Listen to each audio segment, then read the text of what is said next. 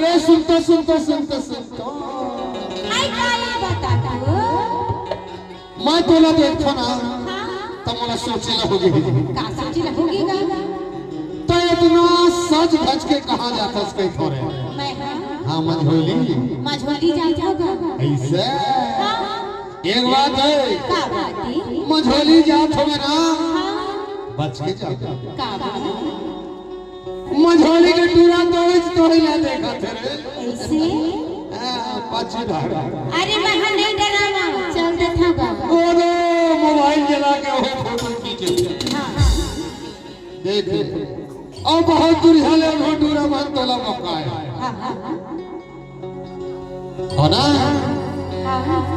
का बता दो ये निरहर पाँच छुले और वो मौका है ऐसे और कागज है जान था का थी तोर उम्र है 16 साल अच्छा या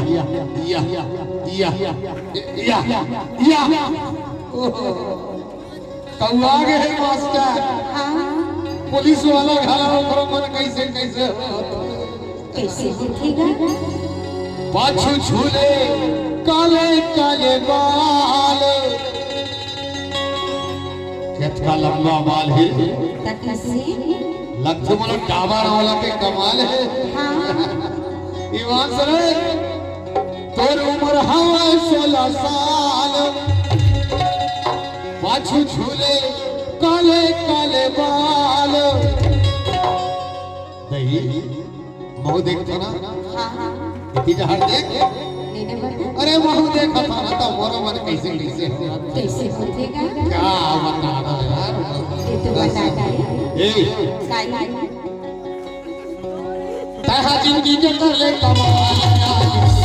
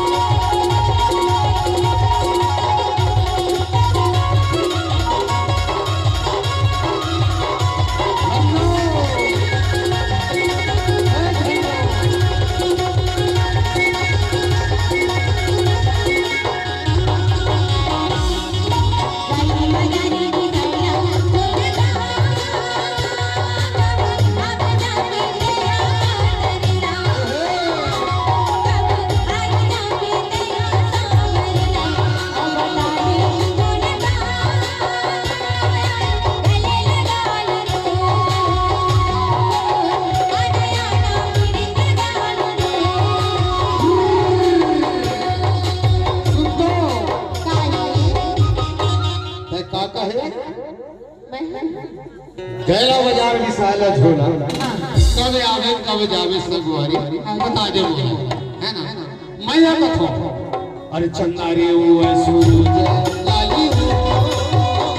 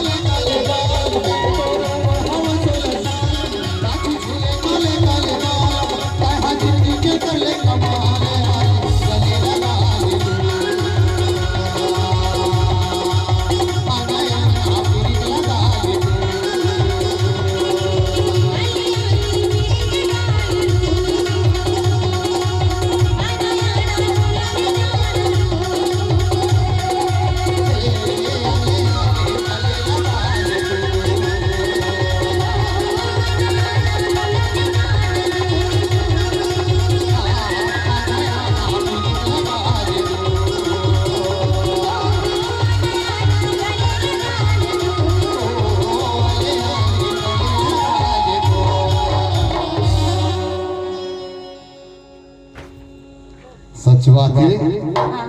तोर बहुत जबर छाती